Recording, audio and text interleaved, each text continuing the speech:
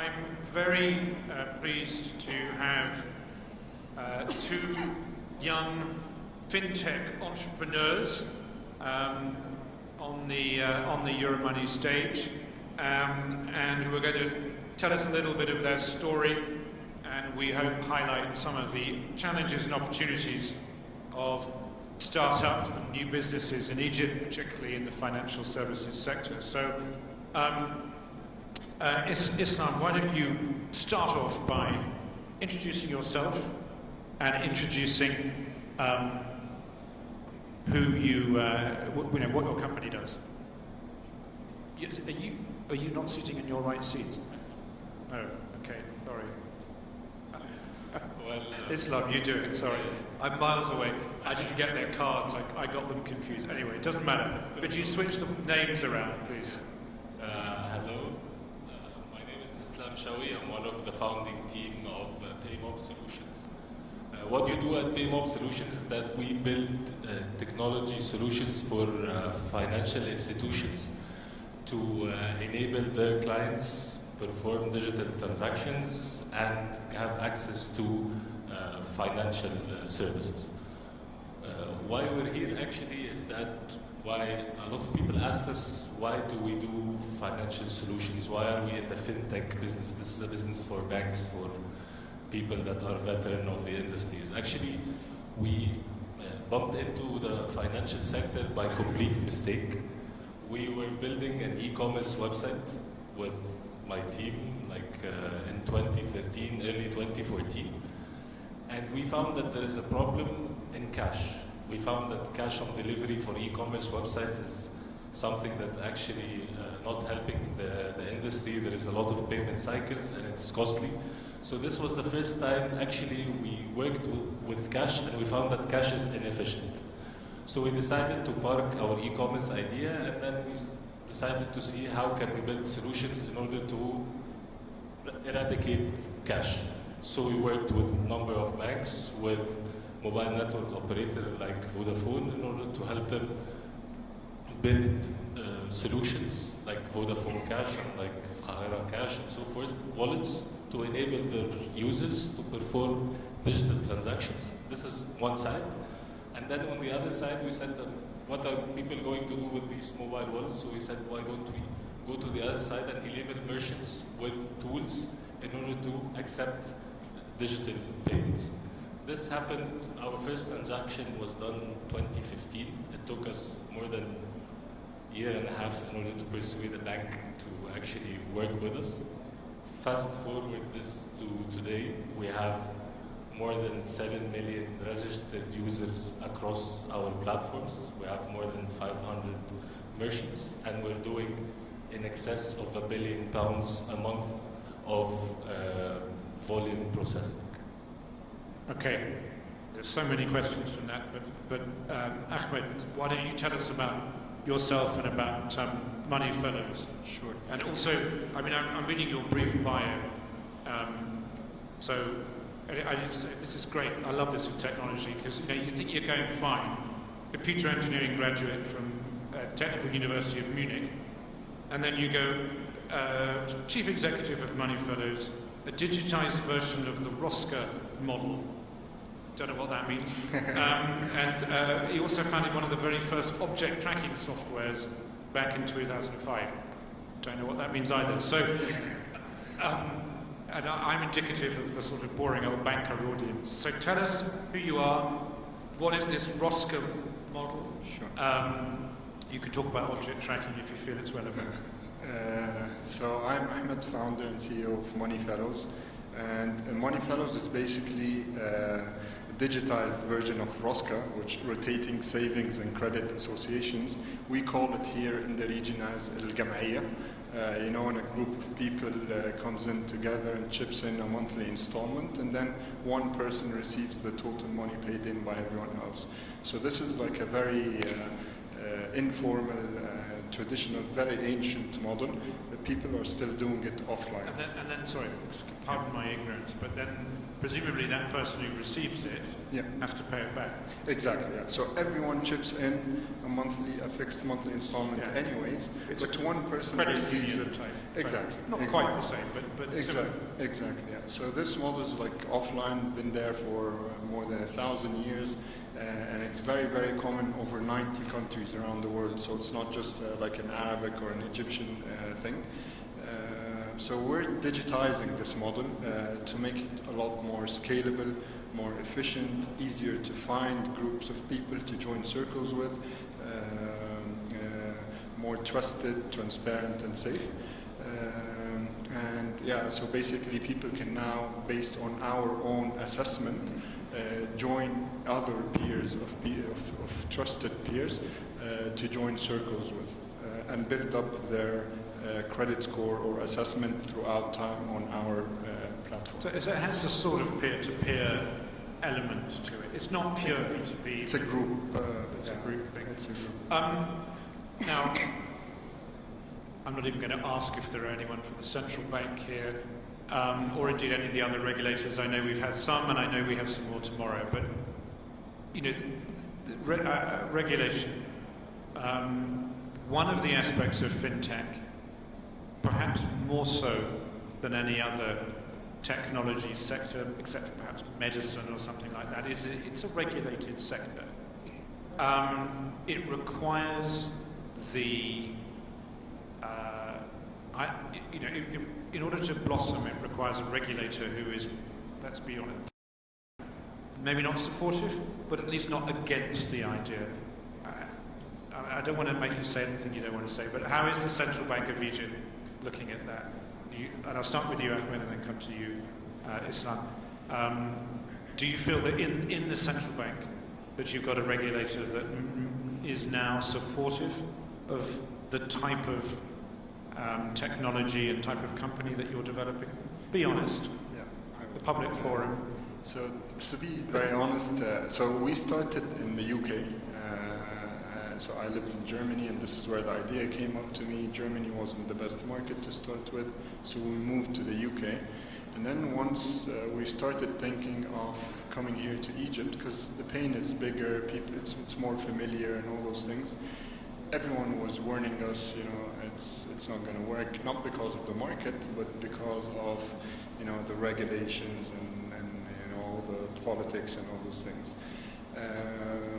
We gave it a shot. We started approaching the regulators. There are two financial regulators in Egypt, Central Bank and the FRA. But of course, it wasn't very clear. Like in the UK, if you're a crowdfunding, you know, platform, this is what you need to do. If you're a peer-to-peer lender, this is what you need to do. So it was very, very difficult to even know who to talk to, and who to approach. But at the end, you know, the central bank, once we approached them, they were very open to hear, you know, innovative ideas. Of course, it's a bit risky to, you know, just give them approvals directly. It took a lot of time until they actually, you know, took a grasp and understood the model, and we had to change and introduce the whole concept in general. But they were very responsive.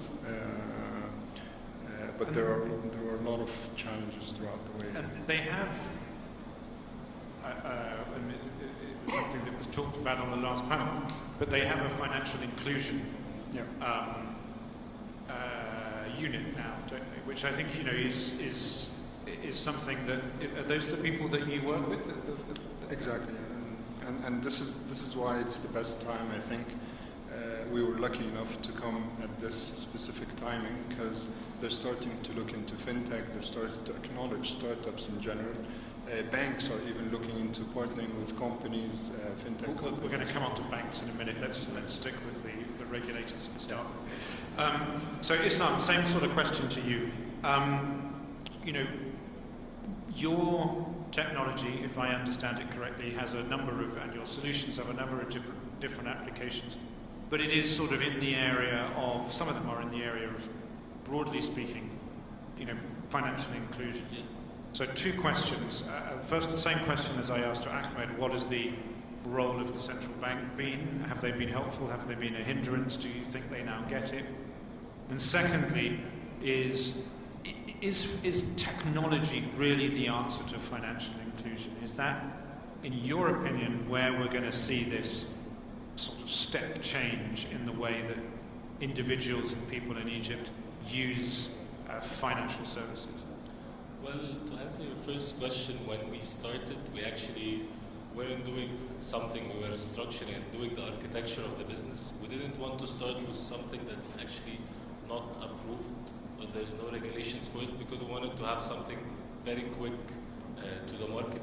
So our start, we didn't really have to deal with the central bank. What actually took us so long is that we convinced one of the banks in order to work with us, knowing that we didn't have any track records and we're still fresh graduates. So this was the problem that took us 14 months. However, right now, as we are building technologies and rails for the whole ecosystem, we sit with the central bank team, and we actually find that right now there is a team dedicated for financial inclusion, and we're really surprised on how flexible and the way they listen, and actually they invite us to talk and telling us what are the problems that we see. And actually before the regulation comes out, we have a meeting and asked us from a technology perspective, is what we're putting as a regulation, is this something that's doable? Would it take time? Can banks adapt to it quickly? So we have this dialogue that I think very interesting, and they talk to us with an open mind. Okay, so that's first one. So that's good. That's a good thing. What? Let's go on to the general concept of financial inclusion. Yes. Stick with you, Islam. Is technology the answer to this? I mean, do you believe? I want you to speak for yourself. You can be an evangelist for technology. To say that, look, there is a major issue in Egypt, and that is, banking the unbanked. It's something we've talked about at Euromoney for as long as I can remember. Is technology and is sort of startups and new companies like yours, in your opinion, is that the way the problem is going to be solved, or is it going to be through a conventional banking approach? Well, really the problem is going to be solved when actually users and the masses, I mean, we have a huge underbanked and unbanked population. When they believe and they have an incentive and a need that we are solving. So I want to take you with something that have been done in Egypt in the early 2000s, is the government payroll solution. Well, major banks, they onboarded government workers, they gave them prepaid card and debit card in order for them to cash out or to have like financial inclusion. What happened? All of those workers are queuing in front of the ATM in order to cash out. Why? Because those people, they don't shop mostly at Carrefour and Zara, they mostly shop at the local supermarket, and banks failed to onboard them with an acceptance tool like a POS machine in order to perform these things. So that's why they found that cash is actually easy and efficient. So our solution was, let's capitalize on something that everyone has, which is a phone.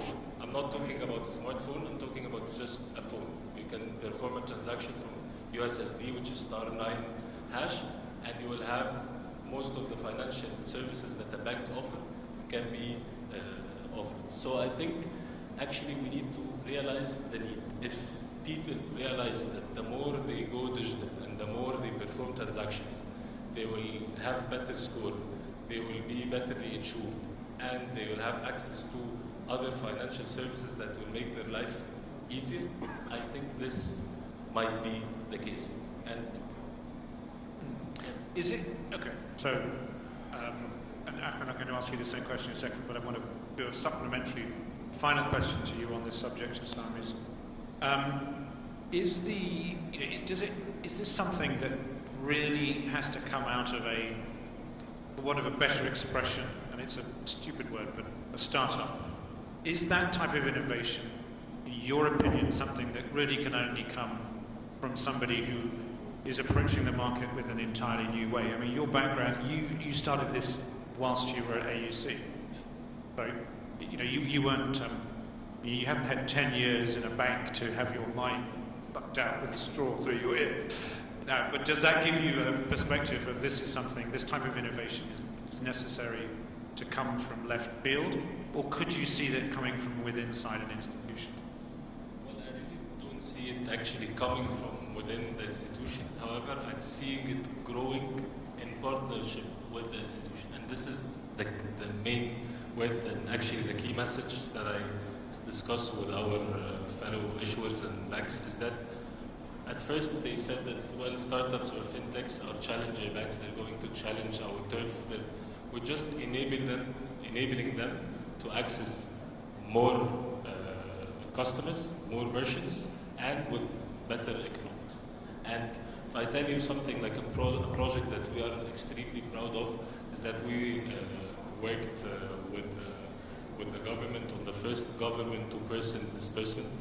We had this program in Egypt for the alimony project, Nafa, which is for all the divorced women and the widowers, where the government disperse welfare payments. It's in the range of £400. These women typically used to actually queue in front of Nasser Social Bank for hours in order to get their £400, and they spent a lot of money back and forth from their homes, and they carried their children with them. And it was extremely an inhumane process, and in the meantime they pay around 20 to 30 pounds in order to get their money. Well, we said, why don't we enable them with a mobile wallet?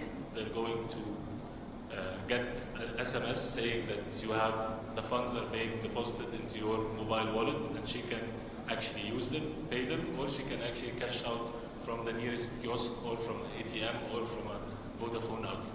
And they pay, instead of paying £20, they pay £4.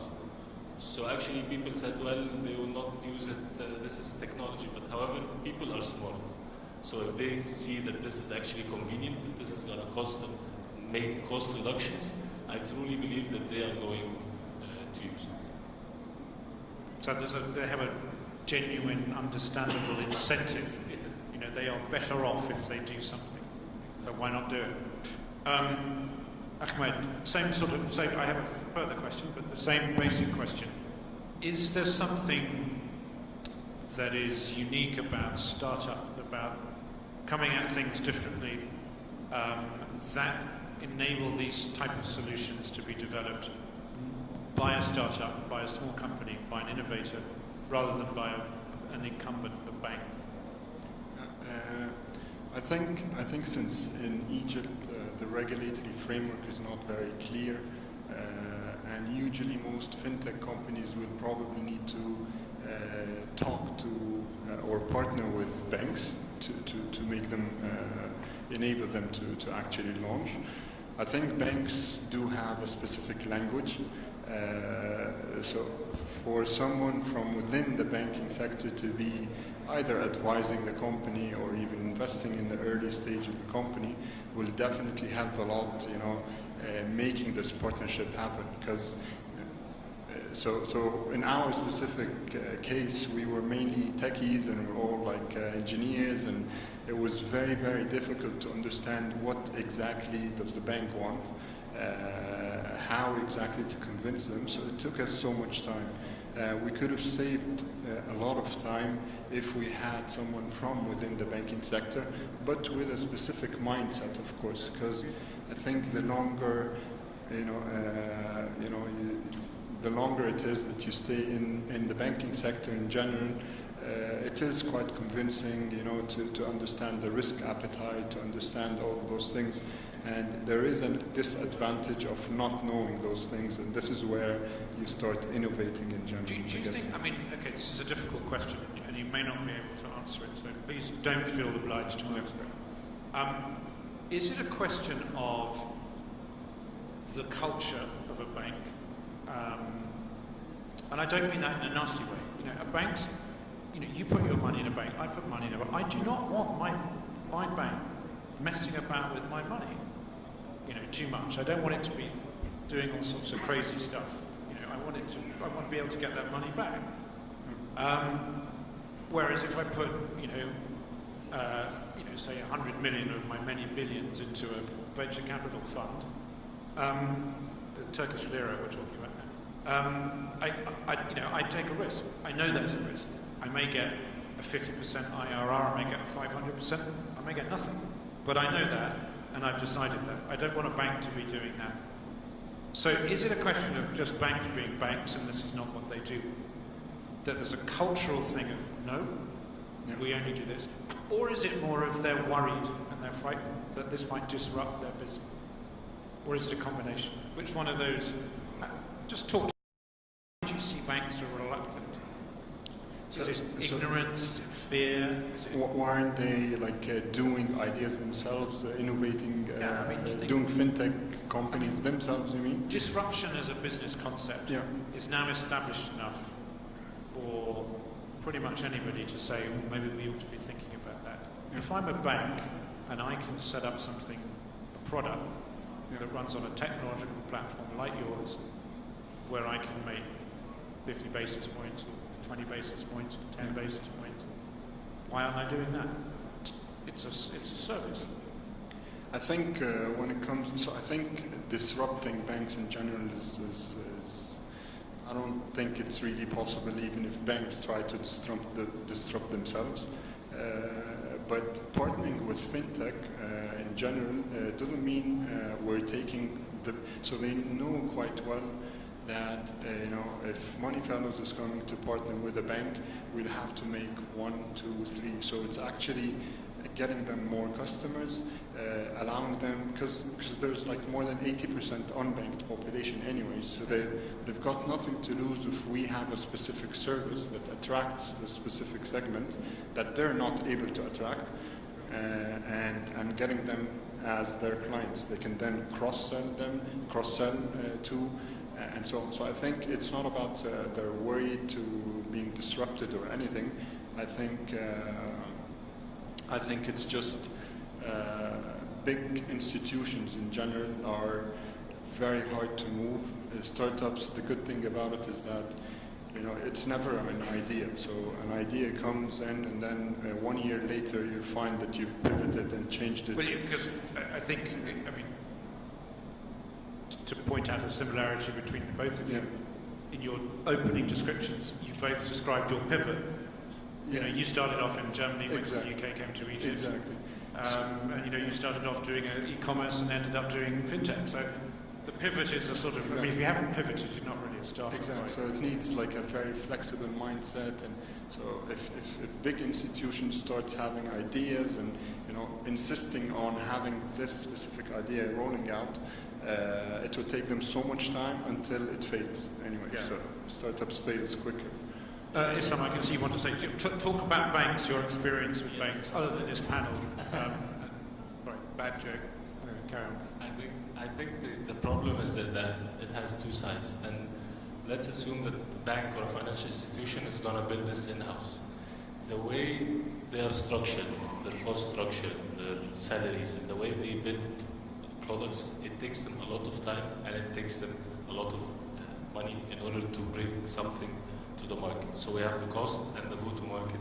And here in Egypt, we're still experimenting with financial inclusion. I don't think anybody knows the plan, or we need to do this, and that in order to reach. We're still in the experimentation phase. So we need to have partners to do a lot of things extremely fast and with less money. So for example, if I'm working at a bank and I got an idea, in order to do something, I need to go to my seniors, build a business case, do a tender, get 3 of the major conglomerates doing technology, and back and forth. I'll tell you my experience, we've built the solution faster than the bank picked the branding company and contracting with them.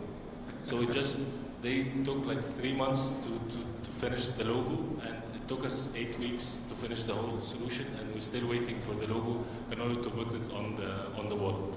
So this is the structure that they work with, and I don't think that this is the right way of doing it. On the other hand, I get where they're coming from, because let's assume you're a huge bank in Egypt, and a bunch of 20-year-olds getting into the bank telling you, well, you're not doing it the right way. We know we're better than all of the IT companies that you've been working with, and give us access to your systems in order to perform, to make this project. Of course. Yeah. Okay, when you put it like that, it's like, Exactly. So I can see there's an element of reluctance. Exactly, and the problem maybe not in the skill set or in the competence of the team. They are worried about business continuity, and this is what they will tell us. Because we are putting our brand equity behind you.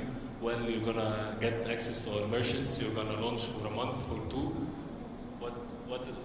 How can you still become in business like 5 years or 10 years from now?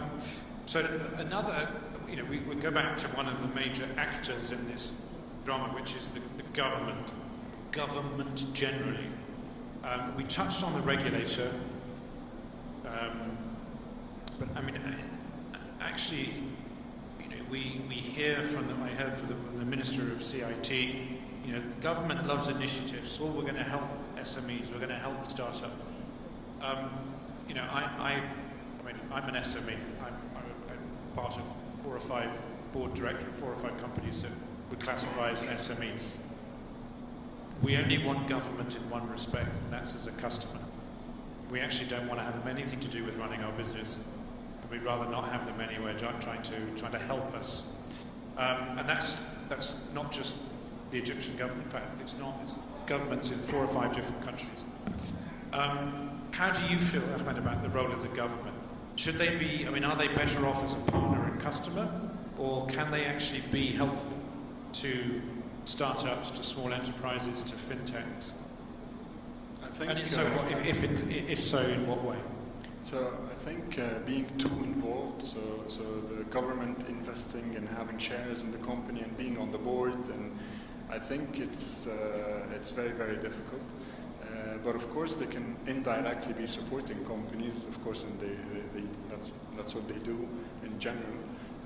They could also probably maybe invest in funds that invests in startups, but being directly involved in the startup itself, I think, is not the best idea. So you don't want some, 55-year-old government bureaucrat helping you out? Helping me out, okay, but not really making the coffee. Seriously, okay, fair enough. But are they? Are they a potential partner? I know they are for Islam, but for what you're doing, you need to have. Is there a way that you can work with them on some of their initiatives? Of course, so the Central Bank of Egypt, if they, so the proposals that we send and the approvals we get is all from the Central Bank of Egypt, and that's the government. So definitely they could be supporting for indirect benefits in general the economy and supporting fintech and financial inclusion, but I don't think they even think it's a good idea to invest in startups directly, because it's extremely difficult, to attend all the board meetings. I don't think it's. No. Good. Well, I agree with you on that. Islam, you do work quite closely with various government departments. Are they better as a client than as a helper? Well, being a client definitely helps. So I'm not saying I really second Wadi's thoughts. Is that I don't think the government should invest in startups, because I don't think the size and how startups operate would actually fit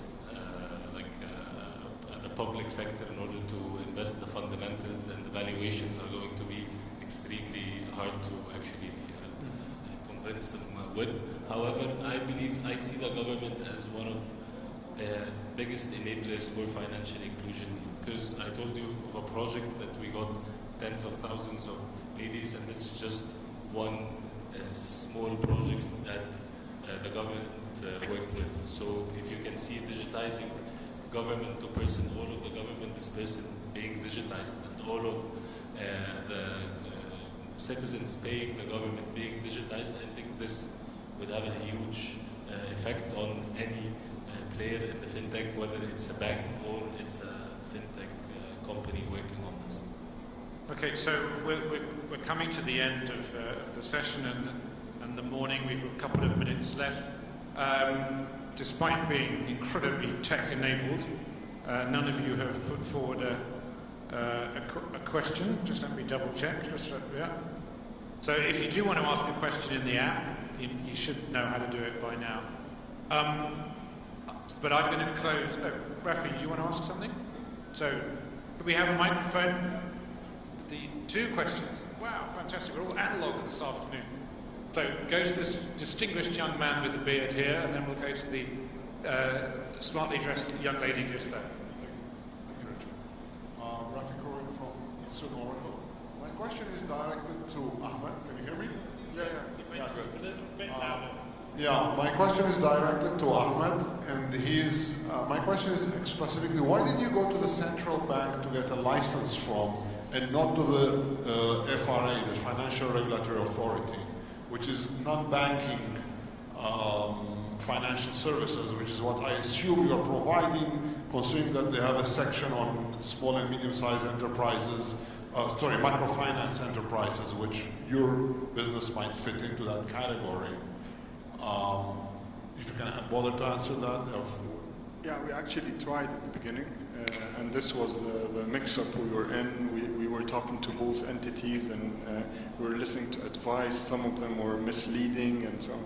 But at the end, we couldn't really find an activity, a specific activity under what the FRA regulates that we fall under, because users have to pay into one big pool, and then from there it has to go to whoever's turn it is. So this remittance-based models, or not remittance in general, like outside the country, but within the pool, wasn't really an activity that the FRA can support. And of course there are things like microfinance and all those things, but it's also for a startup to get a microfinance license, it's almost very, very difficult. So we didn't go to the central bank because we can't be regulated by the central bank. We have to partner with a bank, propose the model, and they get the approval to enable this specific solution or this specific model with that banking partner. So this is what we do. We had to do. We had to find a bank, convince them, and then send the proposal. CBE approves, and then we launch. Yes, please. Question is for both speakers. So you are both unregulated? Are you unregulated? Well, in order to start, like when you discuss about the central bank or the FRA, they do not regulate technology companies. Central bank regulates the banks. So we are indirectly regulated because we don't have our own wallets or don't have our own solution. It is launched in partnership with banks. So we need to comply with central bank regulations because the bank will not launch something that is not compliant. But as an entity, both of you, are you regulated as an entity? No, we don't have direct regulators. Because they're not financial institutions. Exactly. We don't touch the money. We're just technology enablers. Yes. You mean like we're registered as an entity and we have, or you mean like as Moneyfellows has a license from? No, so it's the same. It's the bank that get the approval for us to be able to launch. Okay. That's very clear. Okay, so for my final question to you, it's a sort of 2-part question. Ahmed, I'll ask you first. Are you enjoying it? Would you do it again? 100 times, yes. Okay, very good. Islam? Actually, we did it again because we spinned off a division at our company that was interested in merchant acquisition, and we launched a new company called Accept in order to provide easy merchant onboarding and digitizing merchants. So actually, we're enjoying it to the point that we launched a new company. Long may it continue, both. Egypt needs you. The world needs more people like you. So thank you very much. Thank you.